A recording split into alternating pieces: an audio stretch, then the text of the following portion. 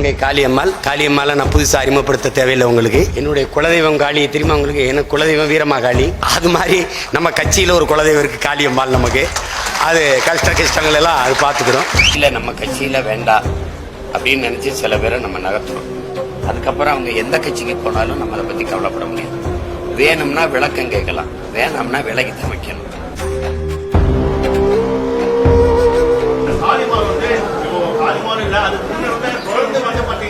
விஜய் கட்சி ஆரம்பிச்சு நாம் தமிழர் கட்சி அதிகமான மக்கள் விலகிறதா ஒரு விஷயம் சமூக வலைதளம் போயிட்டு இருக்கு. அதே போல நாம் தமிழர் கட்சி விலகு அதிகமாக சேரக்கூடிய இடம் பாத்தீங்கன்னா தாவே காவல் தீர்வு இதே முடிக்க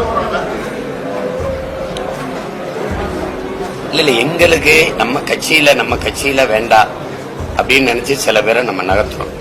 அதுக்கப்புறம் அவங்க எந்த கட்சிக்கு போனாலும் நம்ம அதை பத்தி கவலைப்பட முடியாது. வேணும்னா விளக்கம் கேட்கலாம், வேணாம்னா விலகி தான் வைக்கணும்.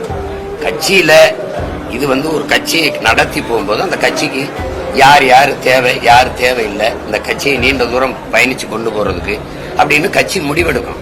அதுல போய் நீங்க இதனால அது நாட்டுக்கும் மக்களுக்கும் பெரிய பிரச்சனை போல விலகி போறவங்க வேற ஒரு அரசியல் இயக்கத்துக்கு போறது இயல்பு தானே.